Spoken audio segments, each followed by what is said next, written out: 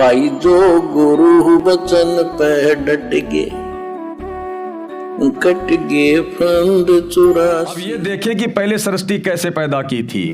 पहले सृष्टि अल्लाह ने कैसे पैदा की थी।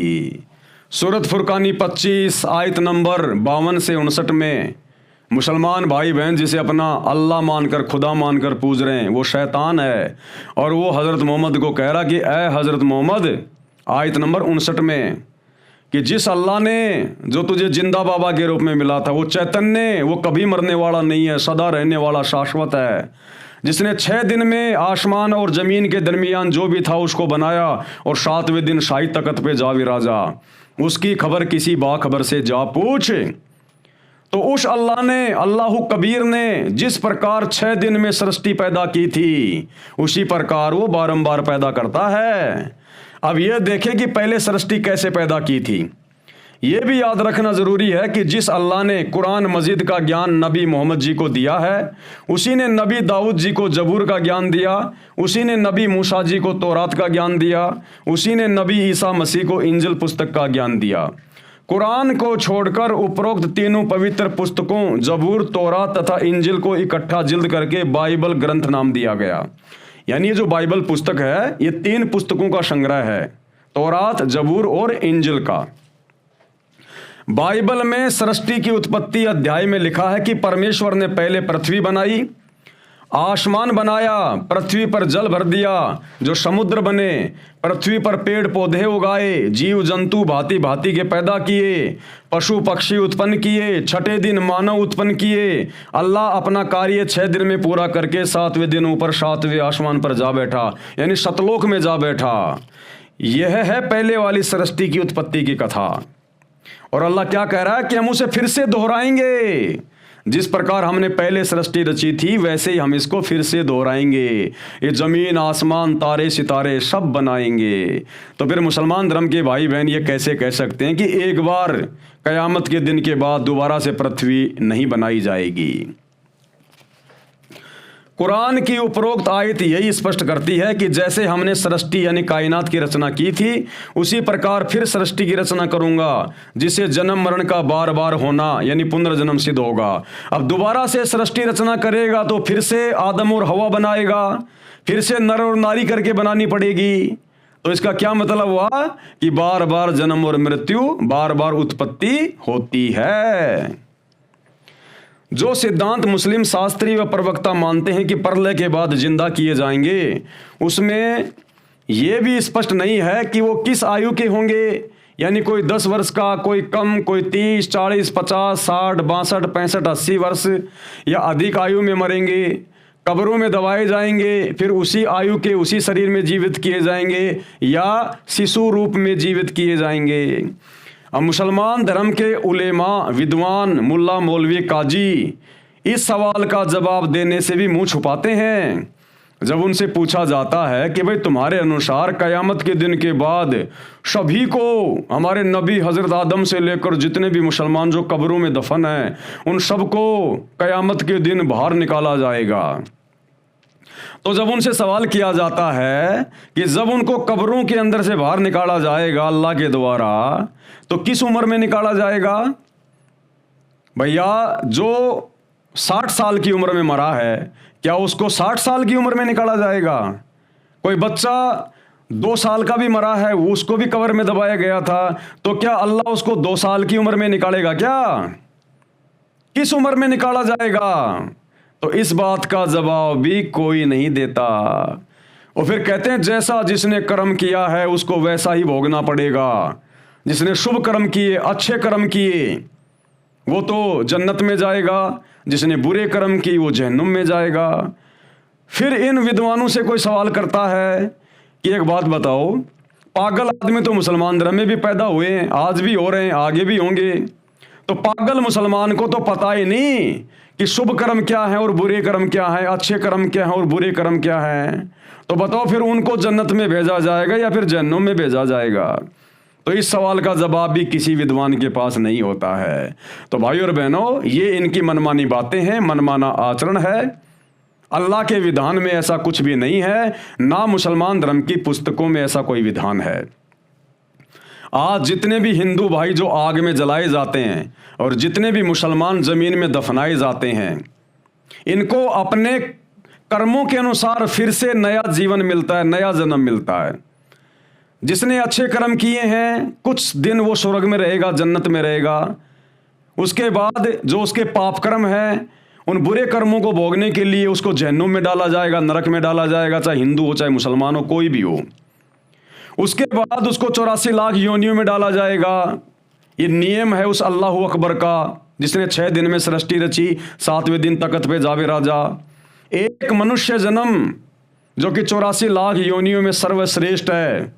मनुष्य के पास में जो बुद्धि है, जो सोचने विचारने की जो शक्ति है, वो अन्य किसी प्राणी में, पशु पक्षियों को नहीं है। तो ये मनुष्य जन्म अल्लाह ने विधान बना रखा है कि जब इसका शरीर छूटेगा, मरने के बाद ये थोड़े समय जन्नत में जाएगा, फिर ये जहन्नुम में जाएगा, अच्छे बुरे कर्म भोगेगा, फिर 84 लाख योनियां भोगेगा, गधे कुत्ते सूअर के जन्म भोगेगा। उसके बाद इसको एक मनुष्य शरीर दिया जाएगा, स्त्री या पुरुष का। और जब इसका दोबारा से जन्म होगा तो मां के गर्भ से होगा, और मां के गर्भ से जब जन्म होगा तो वो बच्चा बन के पैदा होगा।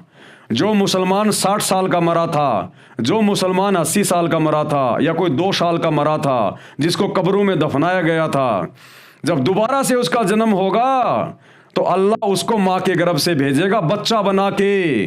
80 साल वाले को 80 साल का बना के पैदा नहीं करेगा, 2 साल के बच्चे को 2 साल का बच्चा बना के पैदा नहीं करेगा। सभी को मां के गर्भ से दोबारा से जन्म लेना पड़ेगा, बच्चे के रूप में, शिशु के रूप में। तो ये बातें भी अल्लाह कबीर बाखबर सतगुरु रामपाल जी ने आके बताई, जो परम सत्य है। आज पूरे विश्व में जितने भी स्त्री पुरुष पैदा होते हैं माता बहनों से, तो कोई 40 साल का, कोई 80 साल का पैदा होता है क्या? मुसलमान भी माँ के गर्भ से बच्चा बन के पैदा होता है, हिंदू भी माँ के गर्भ से बच्चा बन के पैदा होता है। तो हिंदू भी तो आग के हवाले किए जाते हैं, कोई 40 साल का, कोई 80 साल का, कोई 2 साल का। और मुसलमान भी कब्रों में दफनाए जाते हैं भिन्न भिन्न साल के, लेकिन जब उनका फिर से जन्म होता है तो वो माँ के गर्भ से बच्चे ही बन के पैदा होते हैं। इस बात पर मुसलमान प्रवक्ता मौन है, यानी चुप हैं।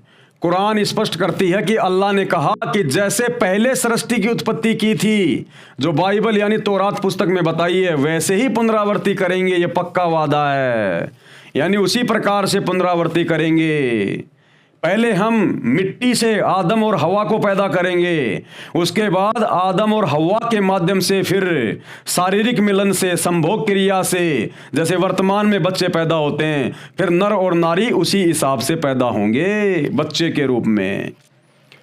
ऊपर की कुरान मजीद की सूरतों की आयतों में यही कहा है कि एक बार प्रलय के समय केवल पृथ्वी के ऊपर की रचना नष्ट की जाएगी, पृथ्वी खुला मैदान पड़ा दिखाई देगा।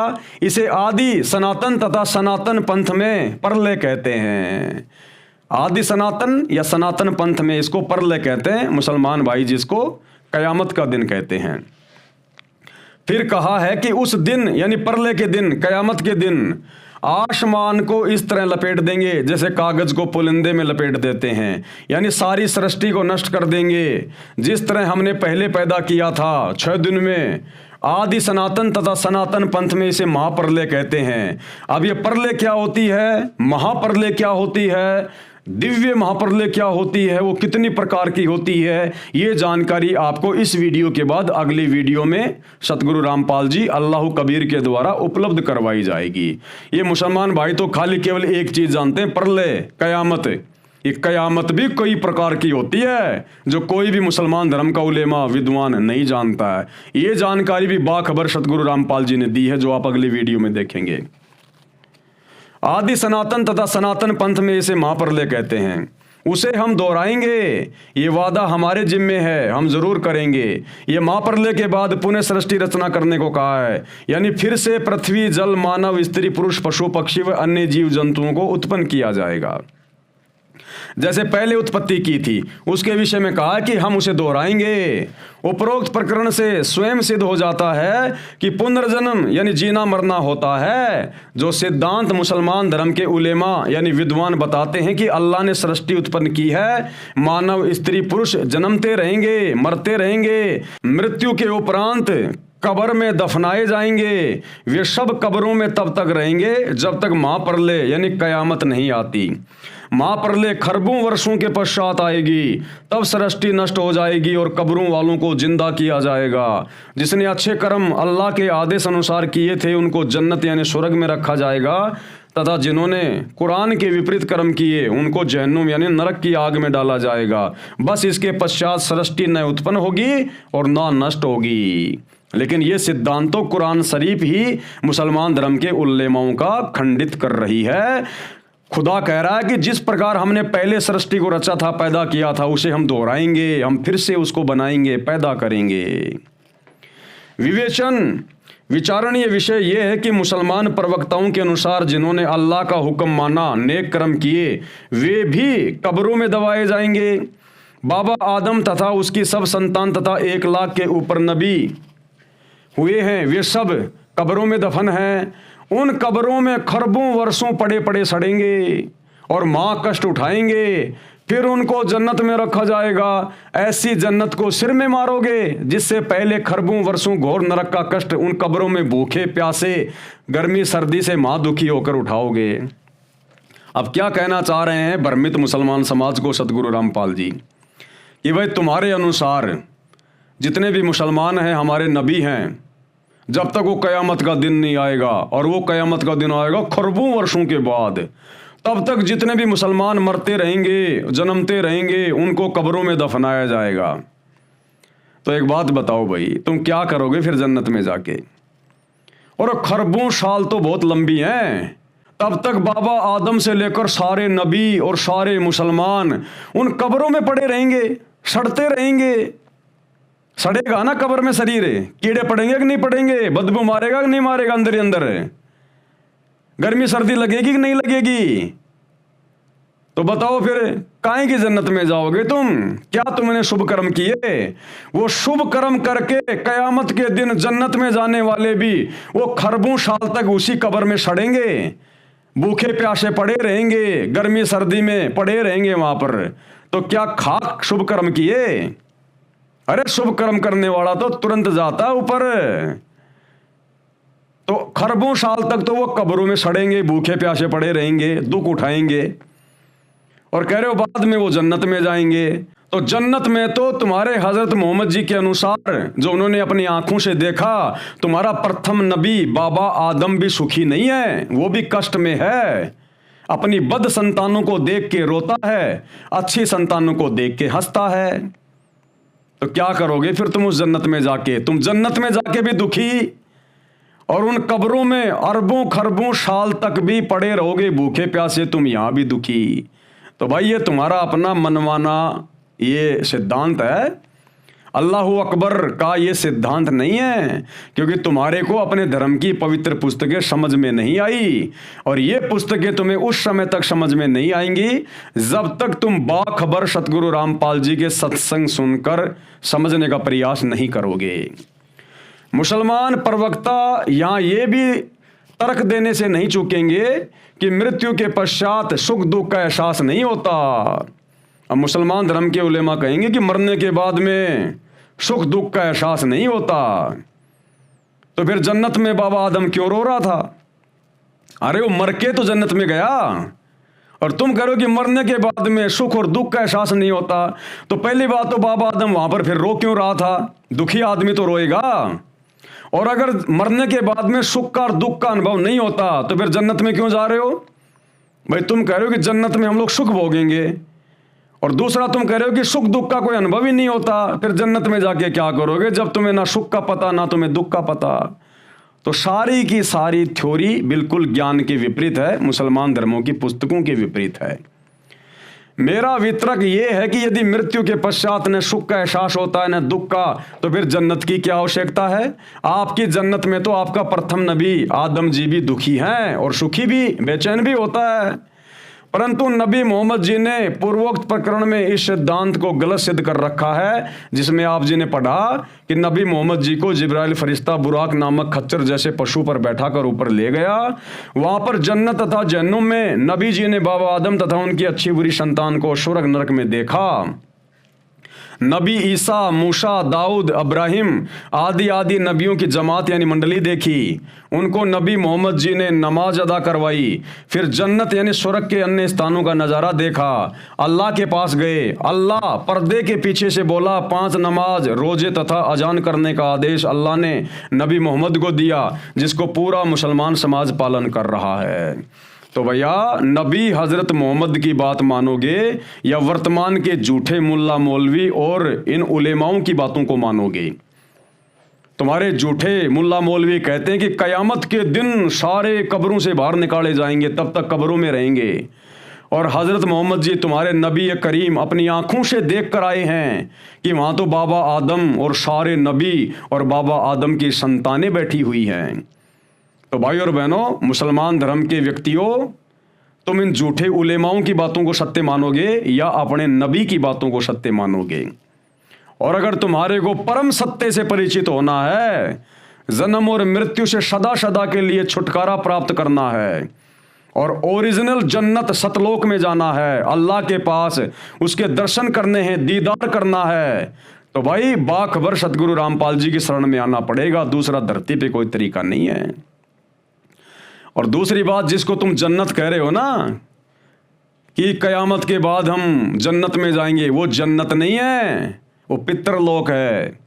बाबा आदम जहाँ पर बैठ के रो रहे थे, हंस रहे थे, हज़रत मोहम्मद जी ने सभी नबियों की मंडली देखी, वो जन्नत में नहीं थे, वो पितरलोक में थे, पितरलोक में। और पितरलोक में भी एक कॉमन स्वर्ग होता है, एक कॉमन नरक होता है। तो भैया, वो तो भूत बन के बैठे सारे के सारे, क्योंकि वो जितने भी नबी हैं जो पितरलोक में बैठे हैं, जो हज़रत मोहम्मद जी ने देखे, उनमें से किसी को भी बाखबर नहीं मिला, किसी को भी बाखबर नहीं मिला। और जब तक बाखबर नहीं मिलेगा, आप अल्लाहु अकबर की सच्ची इबादत करके जन्नत में नहीं जा सकते। और बाखबर की जानकारी तुम्हारे अल्लाह, तुम्हारे खुदा, इस शैतान को भी नहीं है।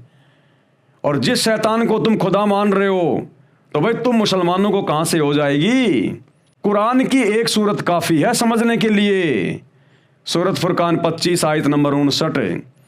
तो मुसलमानों का अल्लाह, जो वास्तव में शैतान है, क्या कह रहा है तुम्हारे नबी करीम हज़रत मोहम्मद को कि जिस अल्लाह ने 6 दिन में कायनात रची और 7वें दिन तख्त पे जा बैठा, उसकी जानकारी किसी बाखबर से जा पूछो। अर्थात कुरान का ज्ञान देने वाले अल्लाह को भी नहीं पता उस बाखबर का, और ना उस पूर्ण अल्लाह का पता कि वो कैसे मिलेगा, और ना हज़रत मोहम्मद को पता, क्योंकि हज़रत मोहम्मद को तो बताया ही जा रहा है तुम्हारे अल्लाह के द्वारा कि अगर तुझे जन्म मरण से बाहर निकलना है, अल्लाहु अकबर की सच्ची इबादत करनी है जिसने 6 दिन में कायनात रची, तो किसी बाखबर से जा पूछो कि ऐ हज़रत मोहम्मद, उस अल्लाह के विषय में मुझे भी नहीं पता जिसने सारी सृष्टि को बनाया है, उसकी खबर तो कोई बाखबर बताएगा। तो भैया, वो बाखबर ना तो हज़रत मोहम्मद को मिला, ना हज़रत आदम से लेकर किसी भी नबी को मिला, और ना वर्तमान के तुम्हारे मुल्ला मौलवी और उलेमाओं को मिला। वर्तमान में तुम मुसलमान धर्म के भाई बहनों के पास में गोल्डन चांस है, क्योंकि आज वो बाखबर अल्लाहु कबीर धरती पर सतगुरु रामपाल जी के रूप में प्रकट है।